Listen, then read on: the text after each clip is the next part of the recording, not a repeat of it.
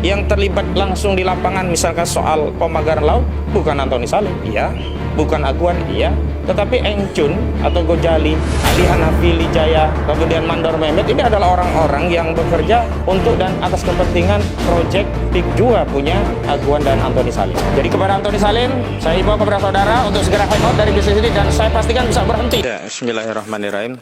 Yang pertama saya menghimbau kepada segenap rakyat Banten, juga seluruh rakyat Indonesia, bahwa perjuangan ini tidak mungkin bisa berhasil hanya dilakukan oleh kami ya, hanya dilakukan oleh Bang Marwan Batubara, hanya dilakukan oleh Bang Samsir, hanya dilakukan oleh Pak Jenderal Purnawirawan Sunarko dan yang lainnya. Tidak, tapi ini butuh kebersamaan seluruh rakyat bersinergi dalam levelnya masing-masing untuk menyuarakan kebenaran. Kezaliman itu bisa menang bukan karena kuatnya kezaliman, tapi karena diamnya orang-orang yang benar. Nah, saya harapkan terutama yang menjadi korban untuk speak up ya, segera menyampaikan kepada publik melalui video tentang kezaliman itu, tentang tanahnya yang dirampas, tentang harga yang murah, tentang tanah yang belum dibayar, tentang laut yang dipagari, tentang sungai yang diuruk, dan berbagai dokumentasi lainnya, karena itu juga nanti akan jadi bahan pembuktian kami di pengadilan. Yang kedua, betul ini ansih bisnis, tapi bisnis ini benar-benar mengumpulkan cuan besar dari keringat dan penderitaan rakyat. Dan kami sudah tegaskan berulang kali bahwa cuan besar itu bukan hanya untuk Aguan, tapi juga untuk Antoni Salim. 89,2% saham dari PT PANI itu dikuasai oleh patungan usaha dari Aguan dan Antoni Salim. Jadi spesifik saya ingatkan kepada Antoni Salim, sebenarnya kalau saudara Antoni Salim hang up, keluar dari sudah pasti Aguan kolaps. Karena komposisi permodalan Aguan jauh lebih kecil ketimbang Antoni Salim.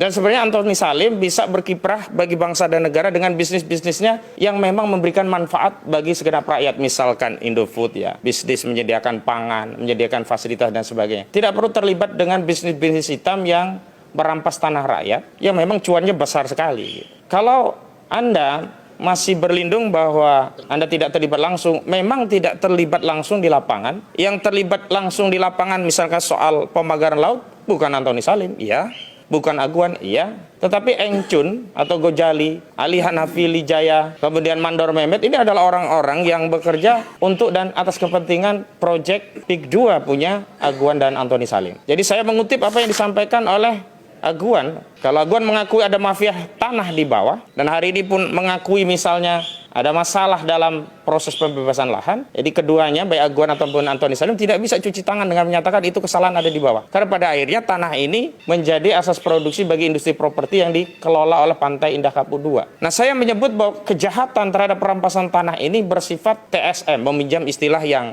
umum digunakan dalam sengketa di Mahkamah Konstitusi. Terstruktur karena melibatkan banyak pejabat-pejabat, dari pejabat desa, pejabat di kecamatan, pejabat di BPN, pejabat di Pemda, bahkan sampai kementerian dan lembaga. Karena modus operandinya adalah dengan merampas menggunakan sarana hukum, yakni menerbitkan sertifikat-sertifikat untuk merampas tanah rakyat atau ditempatkan di laut dan pantai yang kemudian diklaim menjadi milik mereka. Jadi pemagaran laut adalah prakondisi untuk menguasai secara de facto tanah-tanah itu untuk industri properti mereka, di mana secara de jure-nya tanah-tanah itu sudah dikuasai oleh mereka. Sistematis, karena proses perampasannya tidak hanya di bibir pantai atau tidak hanya di laut, tidak hanya di darat, tetapi seluruh wilayah yang sudah masuk peta tapak pengembangan bisnis mereka itu dirampas. Ya, ada tanah rakyat yang umumnya di daratan dan sebagian di dekat pantai.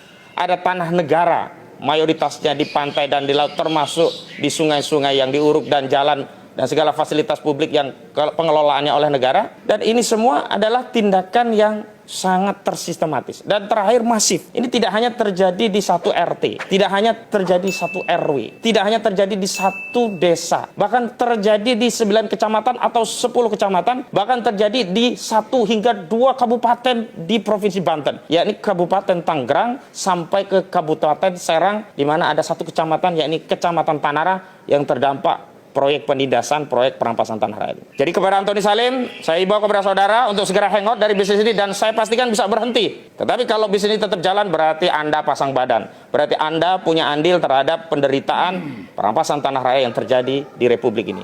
Dan terakhir, kepada negara.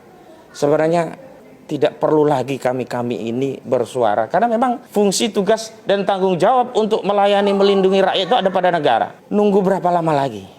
Pemerintah. Nunggu argumentasi apa lagi pemerintah untuk bertindak? Nunggu penderitaan yang macam apa lagi sampai keluar keputusan untuk membatalkan status PSN dan segera menghentikan proyek PIK 2 milik Aguan dan Antoni Salim ini? Saya tanya itu. Apakah menunggu banyak rakyat yang menderita lagi atau banyak rakyat yang celaka lagi gara-gara kendaraan proyek PIK 2 yang sudah memakan korban hingga jiwa? Atau menunggu pemagaran laut itu bukan hanya 30 km tapi menunggu seluruh bibir pantai di wilayah kedaulatan negara Republik Indonesia dipagari dan berubah menjadi negara kesatuan Republik Aguan? Apa menunggu begitu?